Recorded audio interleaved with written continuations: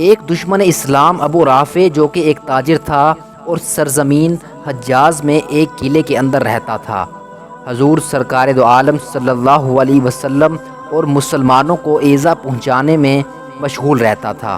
اس کے علاوہ سیدنا رسول کریم علیہ الصلاۃ والسلام کے خلاف جنگ میں مشرکین کی اعانت کرتا رہتا تھا۔ اس کا واقعہ کچھ یوں ہے کہ جب محمد بن مسلمہ رضی اللہ تعالیٰ عنہ نے اللہ تعالیٰ کی توفیق پا کر دشمن اسلام کعب بن اشرف یہودی کے قتل کا عظیم الشان کارنامہ سر انجام دیا، جس کے قتل کا حکم حضور سرکار دو عالم صلی اللہ علیہ وسلم نے دیا تھا، تو قبیلہ خزرج کے لوگوں میں بھی یہ جذبہ پیدا ہوا کہ وہ بھی کعب کی طرح کا کوئی دشمن اسلام قتل کر کے حضور علیہ الصلاۃ والسلام کو خوش کریں۔ چنانچہ انہوں نے باہمی مشورے کے بعد ابو رافع کا انتخاب کیا۔ ابو رافع بھی حضور علیہ الصلاۃ والسلام اور مسلمانوں کی ایذا رسانی میں مشغول رہتا تھا، اور حضور نبی کریم علیہ الصلاۃ والسلام کے خلاف جنگ میں اپنے مال و دولت سے مشرکین کی مدد میں پیش رہتا تھا۔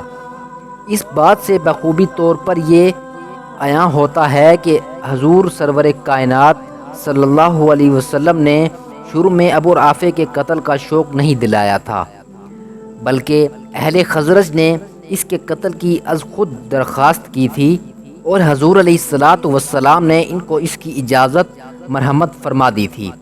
خزرج والوں نے اس کام کے لیے اپنی ایک جماعت مقرر کر دی اور ان پر حضرت عبداللہ بن عتیق رضی اللہ تعالیٰ عنہ کو امیر بنایا۔ اجازت حاصل کرنے کے بعد وہ خیبر کی طرف، جہاں ابو رافع قلعے میں رہتا تھا، روانہ ہوئے۔ جب یہ وہاں پر پہنچے تو غروب آفتاب کا وقت تھا اور قوم کے جانور چراگاہ سے لوٹ کر قلعے میں داخل ہو رہے تھے۔ حضرت عبداللہ بن عتیق رضی اللہ تعالیٰ عنہ نے اپنے ساتھیوں سے کہا کہ تم اس جگہ بیٹھے رہو، میں قلعے کے دربان سے میل جول پیدا کر کے تمہیں بھی داخل کرنے کی کوشش کرتا ہوں۔ پھر وہ قلعے کے قریب گئے اور انہوں نے اپنے سر کو لپیٹا، اس طرح بیٹھ گئے جیسے قضائے حاجت کے لیے بیٹھتے ہیں، اور خود کو ایسا بنا لیا گویا وہ اس قلعے کے باشندے ہیں۔ دربان نے دیکھ کر آواز دی، او اللہ کے بندے، اگر تو آنا چاہتا ہے تو جلدی آ تاکہ میں دروازہ بند کروں۔ حضرت عبداللہ بن عتیق رضی اللہ تعالیٰ عنہ فرماتے ہیں کہ اس کے بعد میں قلعے میں داخل ہوا اور جہاں گدھے بندھے ہوئے تھے وہاں چھپ کر بیٹھ گیا اور وقت کا انتظار کرتا رہا۔ جب لوگ ابو رافع کے پاس سے کھانا کھا کر باتیں کر کے چلنے لگے اور وہ اس کے پاس سے نکل گئے، سنسان کا عالم طاری ہو گیا، تو میں نے دربان کو دیکھا کہ دروازے کی چابی طاقچہ میں رکھ کر سونے کے لیے چلا گیا ہے۔ میں اٹھا اور چابی اٹھا کر دروازے کو کھول دیا۔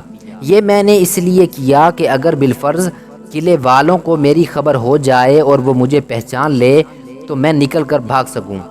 اس کے بعد میں نے ابو رافع کی جستجو کی، دیکھا کہ وہ بالا خانے میں ہے اور جاگ رہا ہے اور قصہ خواں اسے قصہ سنا رہا ہے۔ بخاری شریف کی حدیث پاک ہے کہ وہ اسے افسانہ سنا رہا تھا۔ جب فارغ ہو گیا تو ابو رافع سونے کے لیے چلا گیا۔ اس کے بعد میں نے بالا خانہ کے دروازے کھولے اور اندر چلا گیا، اور جس کمرے کو میں کھولتا اسے اندر سے بند کر لیتا تاکہ اگر کسی کو میری آہٹ ہو جائے تو وہ مجھ تک نہ پہنچ سکے، یہاں تک کہ میں اس کمرے تک پہنچ گیا جہاں ابو رافع کا کمرہ واقع تھا۔ میں نے اسے دیکھا کہ وہ اندھیرے کمرے میں اپنے اہل و عیال کے درمیان سو رہا ہے، مگر میں یہ نہ جان سکا کہ وہ کمرے کے کس گوشہ میں سو رہا ہے، کیونکہ کمرے میں اندھیرا تھا۔ اس وقت میں نے اسے آواز دی اور میں نے پکارا، ابو رافع!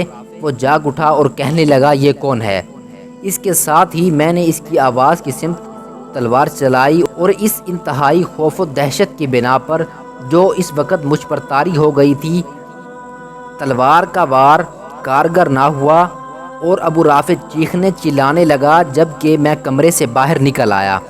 کچھ دیر کے بعد اس کے کمرے میں پھر داخل ہوا اور اپنی آواز کو بدلتے ہوئے کہ گویا میں اس کی مدد کے لیے آیا ہوں، میں نے کہا، اے ابو رافع، یہ آواز کیسی تھی؟ اس نے کہا، تیری ماں پر افسوس ہو، کوئی شخص گھر میں ہے، اس نے مجھ پر تلوار کا وار کیا۔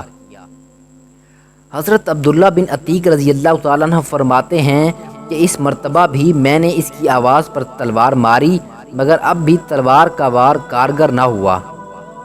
تو میں نے تلوار کی نوک اس کے پیٹ میں گھونپ دی اور اس قدر زور لگایا کہ وہ اس کی پشت کے پار ہو گئی اور مجھے ہڈیوں کے ٹوٹنے کی آواز سنائی دی۔ اس کا کام تمام ہو گیا تھا۔ پھر میں نے کمرے کے دروازے کھول کر زینہ میں داخل ہو کر نیچے آنا چاہا۔ چاندنی رات تھی۔ میں نے خیال کیا کہ زمین ہے، قدم بڑھایا تو دھڑام سے گر پڑا اور میرا پاؤں ٹوٹ گیا۔ ایک روایت میں ہے کہ میری پنڈلی ٹوٹ گئی۔ پھر میں نے ٹوٹی ہوئی ٹانگ پر اپنی دستار باندھی اور ایک پاؤں سے کودتا ہوا چل دیا اور اپنے ساتھیوں سے جا کر مل گیا۔ ہم اس وقت تک وہاں ٹھہرے رہے جب تک کہ ہم نے قلعے سے رونے پیٹنے کی آوازیں نہ سن لی۔ ہم نے سنا کہ لوگ کہہ رہے تھے کہ تاجر حجاز ابو رافع مارا گیا۔ پھر میرے ساتھی مجھے اٹھا کر مدینہ طیبہ میں حضور سرکار دو عالم صلی اللہ علیہ وسلم کی خدمت اقدس میں لائے۔ حضور علیہ الصلاۃ والسلام یہ سن کر بہت خوش ہوئے اور خوش ہو کر مجھے بشارت دیتے ہوئے فرمایا، اے عبداللہ رضی اللہ تعالیٰ عنہ، تمہیں مبارک ہو۔ اس کے بعد حضور علیہ الصلاۃ والسلام نے اپنا دست مبارک میری ٹوٹی ہوئی ٹانگ پر پھیرا تو وہ اسی وقت ٹھیک ہو گئی اور میں اپنی جگہ کھڑا ہو گیا۔ مزید اس طرح کے اسلامک واقعات دیکھنے کے لیے ہمارے چینل کو سبسکرائب کریں اور بیل آئیکن کے بٹن پر کلک کریں۔ شکریہ۔